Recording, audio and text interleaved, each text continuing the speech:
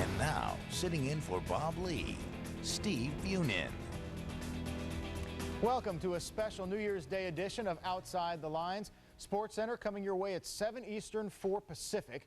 With 4 bowl games already in the books, we're going to kick it off in Orlando with the Capital One Bowl. Heisman Trophy winner Tim Tebow and the Florida Gators against Michigan in Lloyd Carr's final game as the Wolverines head coach. Keep in mind, Heisman winners 2-5 in their last 7 bowl games. Tebow had that in mind. Second quarter, we're already tied at 14. Chad Henne had a career day. 373 yards through the air. Carson Butler down the left sideline, setting up a Michigan touchdown. Or would it? Mike Hart, preseason All-America running back, had not fumbled in 1,002 carries and fumbles inside the 5, giving Florida the ball. Well, Michigan gets the ball back. Next possession, Florida did not capitalize. And now trying to pull off that Tom Brady play with the Patriots. Well, Chad Henne picked off. 3 touchdowns, but 2 picks on the day for Henne. So back-to-back turnovers for the Wolverines. 13 ticks left in the half. 3rd and goal from the 1. Henne to Adrian Arrington. 9 catches, $153, both a career high. Great catch, 1 foot inbound. That's all you need in college. Wolverines up 7 at the half.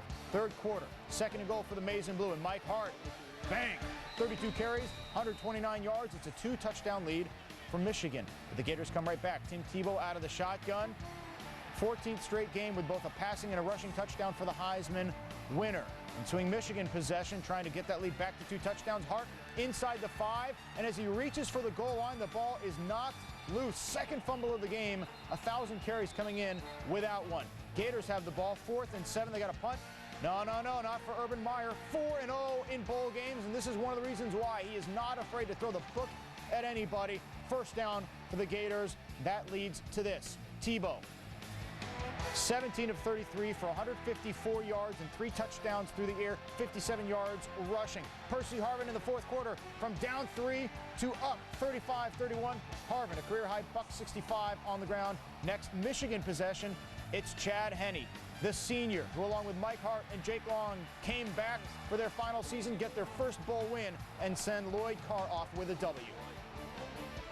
Well, you know, it helped that we were healthy. We at the end of the season, we had a chance to do some great things. And more about the man. We now bring in college football analyst Jim Donnan on Outside the Lines. And, Coach, if you had one word to describe the Lloyd Carr era at Michigan, what would it be? Class. I promise you, this guy's a classy guy. What to you sums up the successes and the failures for him in Ann Arbor? Well, it's easy to say the successes. Anytime you win a national championship, you're doing a lot of good things. Also, so many Big Ten.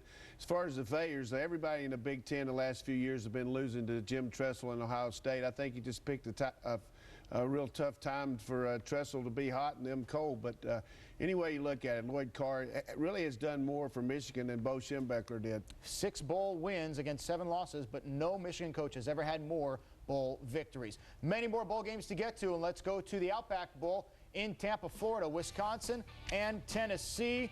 And it was a tough day for Tyler Donovan, the Badgers quarterback coach. He only got sacked 3 times, but really got roughed up by that Vols D. Well, that's the best the Vols have played on D in a long time. These young guys are going to be back next year. 2nd quarter, Tennessee is going to take over the ball, and as Donovan was getting just thrown around like a rag doll, Eric Ainge, I mean, the hits just don't stop, but Eric Ainge for Tennessee, looking at Brad Cottom, giving the Vols a 21-7 lead, Coach.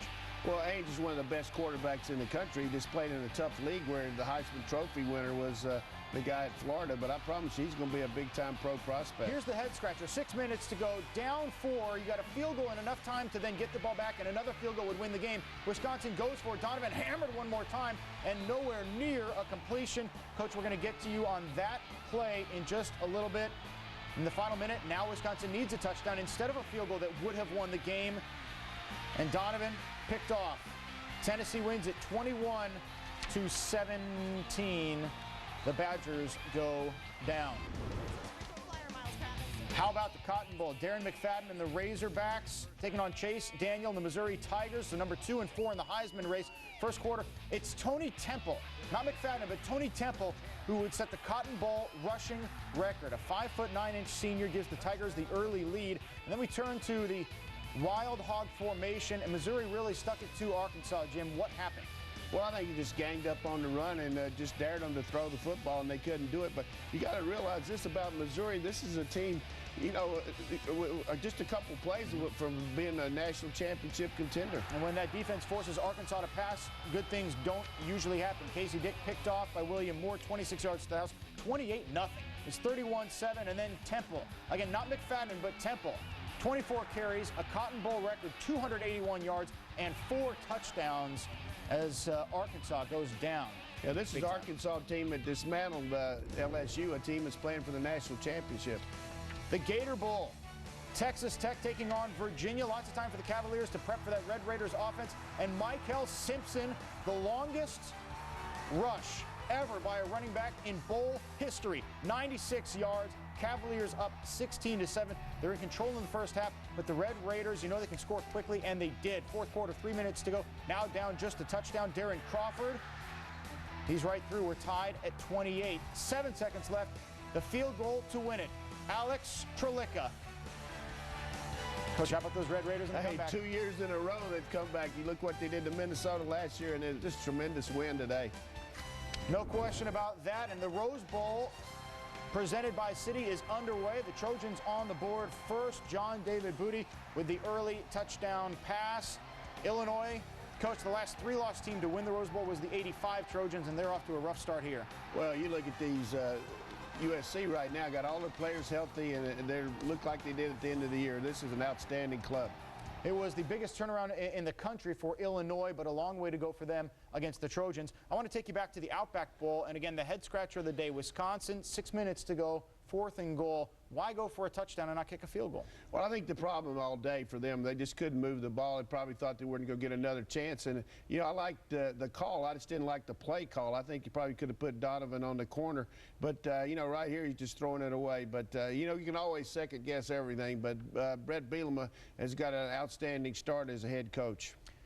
The Cotton Bowl was another head scratcher. You thought some running back would crack 250 yards. You just thought it would be Darren McFadden. Now, he carried 21 times for 105 yards. It's not a bad day. But how might this impact his position in the NFL draft, considering his bowl game last year, he was held under 100 yards? Well, I think when anybody has 2 or 3 weeks to get ready for you, that's going to be hard to run the football effectively, particularly their team doesn't have much of a passing game anyhow. But I think this guy's the #1 draft choice, probably be the first guy selected. You know, we'll see if the tuna's going to take him or not. But I promise you, this guy is outstanding. He's got speed, quickness, size. Guys like him don't come along very often. So most of the bowl games done, the Rose Bowl underway, and the All-State Sugar Bowl is tonight in New Orleans. 12-0 Hawaii against 10-2 Georgia. Give us a key offensively and defensively for both teams. Well, I think pass protection, first of all, for Hawaii, they got to really slow down this front 7 for Georgia. For Georgia on offense, just keep the ball away from Hawaii. I think Marino's got a great shot of having a big game tonight, and Stafford's going to hit the play-action pass. Hawaii's just got to hope that Georgia turns the ball over. This could be an ugly game. Colt Brennan's got 29 NCAA passing records, and Hawaii and all their fans think that they deserve a shot in a title game. Who has the better argument, Georgia at 10-2 or Hawaii at 12-0?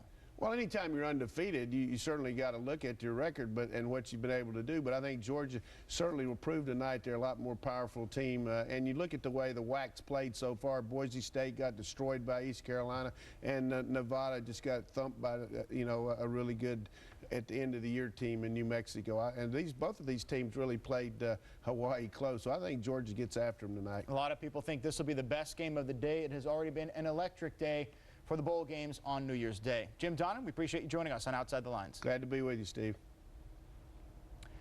Well, NFL news, Bill Parcells watched the Dolphins up and close personal on Sunday. In fact, they'll be up close and personal. He saw enough to fire the GM Randy Mueller Monday. Next up for Miami's Executive Vice President of Football Operations, a decision on head coach Cam Cameron, who oversaw just the 7th one-win season in NFL history.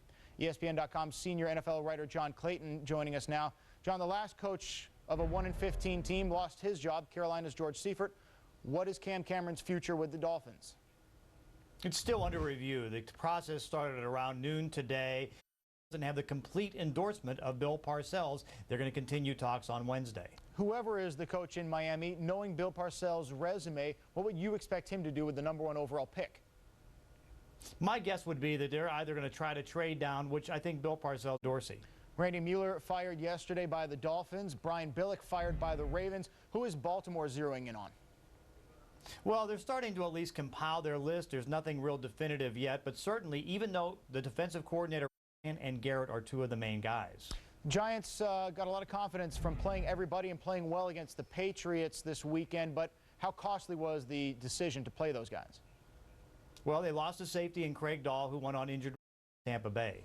Tom Coughlin's last playoff win when he was with the Jaguars in 1999. How about Todd Collins? He'll start at quarterback for the Redskins in Seattle. If they keep on winning, will Jason Campbell ever get his job back? Well, Jason Campbell will at least have a chance maybe next week, but not to beat Seattle, to see if there's going to be a debate. Collins' quarterback rating of 107 would be second in the NFL if he had enough attempts to Tom Brady. John Clayton reporting. All right, we're putting the question to you. Should Cam Cameron be fired as Dolphins head coach? We want you to get involved on this New Year's Day. This is how you vote. Go to ESPN.com. Find Outside the Lines, that link, click there. You can send us emails, vote in our polls, and go more in depth on all the stories we present to you. Great way to start the new year, so get involved on ESPN. Coming up on this special New Year's Day edition of Outside the Lines First Report, the NHL goes outside for the first time in the U.S. A blistering Buffalo.